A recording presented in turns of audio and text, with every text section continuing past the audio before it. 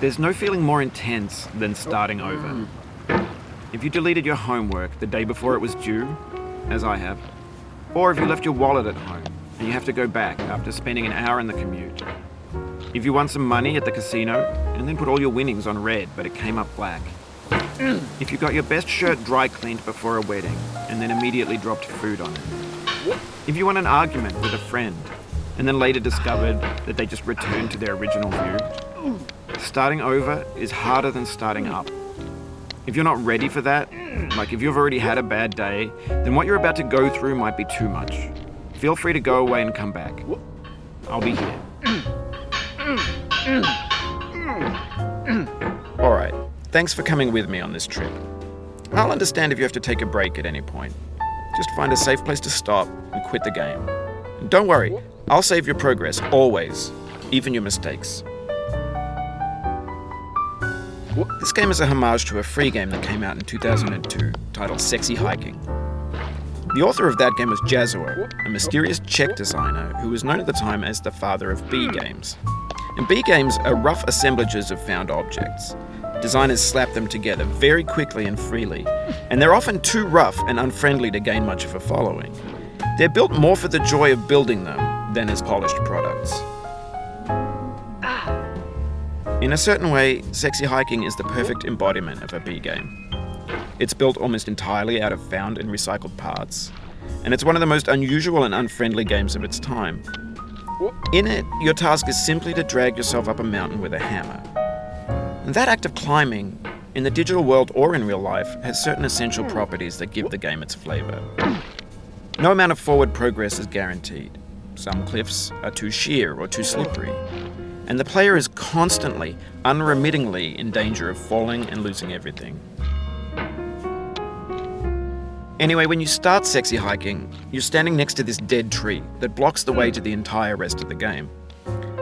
It might take you an hour to get over that tree, and a lot of people never got past it. You prod and you poke at it, exploring the limits of your reach and your strength, trying to find a way up and over. And there's a sense of truth in that lack of compromise. Most obstacles in video game worlds are fake. You can be completely confident in your ability to get through them once you have the correct method or the correct equipment or just by spending enough time. In that sense, every pixelated obstacle in Sexy Hiking is real. The obstacles in Sexy Hiking are unyielding, and that makes the game uniquely frustrating. But I'm not sure Jazzuo intended to make a frustrating game. The frustration is just essential to the act of climbing, and it's authentic to the process of building a game about climbing. A funny thing happened to me as I was building this mountain. I'd have an idea for a new obstacle, and I'd build it, test it, and it would usually turn out to be unreasonably hard. But I couldn't bring myself to make it easier. It already felt like my inability to get past the new obstacle was my fault, as a player rather than as a builder.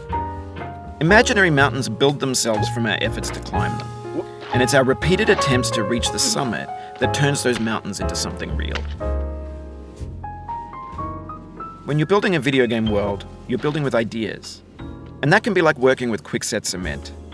You mold your ideas into a certain shape that can be played with, and in the process of playing with them, they begin to harden and set until they're immutable, like rock. And at that point, you can't change the world, not without breaking it into pieces and starting fresh with new ideas. For years now, people have been predicting that games would soon be made out of prefabricated objects, bought in a store and assembled into a world. And for the most part, that hasn't happened, because the objects in the stores are trash. I don't mean they look bad or that they're badly made, although a lot of them are. I mean they're trash in the way that food becomes trash as soon as you put it in the sink. Things are made to be consumed and used in a certain context, and once the moment is gone, they transform into garbage. In the context of technology, those moments pass by in seconds. Over time, we've poured more and more refuse into this vast digital landfill that we call the internet. It now vastly outnumbers and outweighs the things that are fresh and untainted and unused. When everything around us is cultural trash, trash becomes the new medium, the lingua franca of the digital age. And you can build culture out of trash. But only trash culture. B games, B movies, B music, B philosophy. Maybe this is what digital culture is. A monstrous mountain of trash, the ash heap of creativity's fountain. A landfill with everything we ever thought of in it. Grand, infinite, and unsorted. There's 3D models of breakfast, Gen X's fanfic novels, Scan magazines, green screen Shia LaBeouf, banned snuff scenes on LiveLeak. Facebook's got lifelike bots with unbranded adverts and candid shots of Kanye and Taylor Swift mashups, car crash epic failed GIFs, Russian dashcam vids, discussions of McRibs, discarded, forgotten, unrecycled, muddled, rotten, untitled. Everything's fresh for about 6 seconds, until some newer thing beckons, and we hit refresh. And there's years of persevering, disappearing into the pile, out of style, out of sight. In this context, it's tempting to make friendly content that's gentle, that lets you churn through it but not earn it. Why make something demanding if it just gets piled up in the landfill, filed in with the bland things? When games were new, they wanted a lot from you. Daunting you, taunting you, resetting and delaying you. Players played stoically. Now everyone's turned off by that. They want to burn through it quickly, a quick fix for the fickle, some tricks for the clicks of the feckless. But that's not you, you're an acrobat. You could swallow a baseball bat. Now I know, most likely you're watching this on YouTube or Twitch, while some dude with 10 million views does it for you, like a baby bird being fed chewed up food. That's culture too. But on the off chance that you're playing this, what I'm saying is, trash is disposable, but maybe it doesn't have to be approachable. What's the feeling like? Are you stressed? I guess you don't hate it if you got this far, feeling frustrated. It's underrated. An orange is sweet, juicy fruit locked inside a bitter peel. That's not how I feel about a challenge. I only want the bitterness. It's coffee. It's grapefruit. It's licorice. It feels like we're closer now, composer and climber, designer and user. You could have refused, but you didn't. There was something in you that was hidden, that chose to continue. It means a lot to me that you've come this far, endured this much. Every wisecrack, every insensitivity, every setback you've forgiven me is a kingly gift that you've given me. We have the same taste, you and I. It's not ambition. It's ambition's opposite.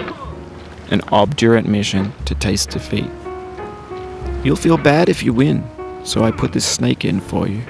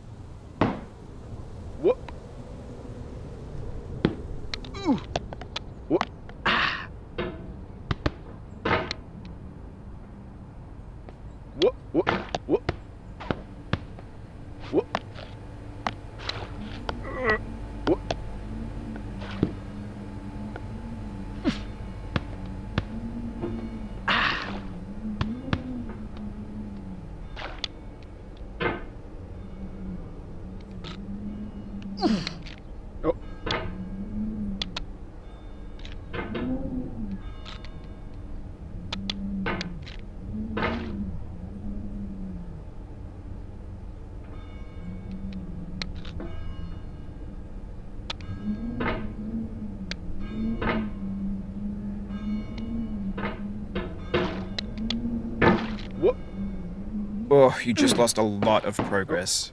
That's a deep frustration, a real punch in the gut. Whoop. Whoop. Whoop. Oh. Whoop. Ah.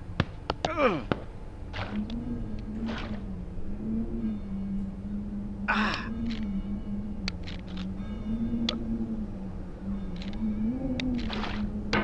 Oh.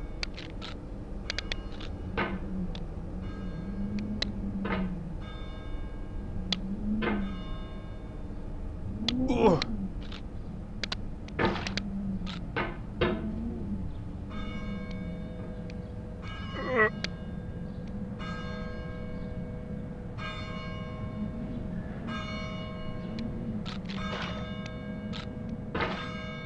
Whoop.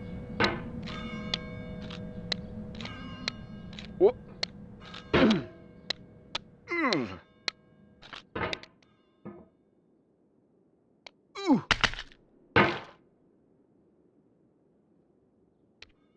Whoop. Ooh. Whoop. Whoop. Whoop.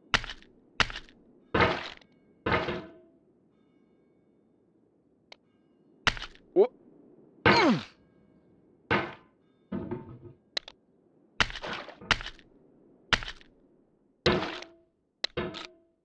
Whoop.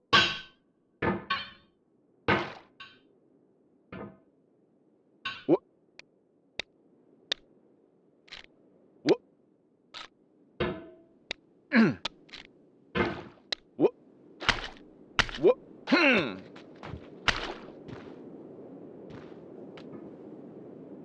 Ah.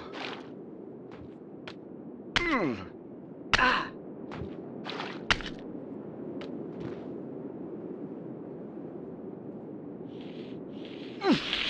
Oof, sorry about that. Oh, it happened again.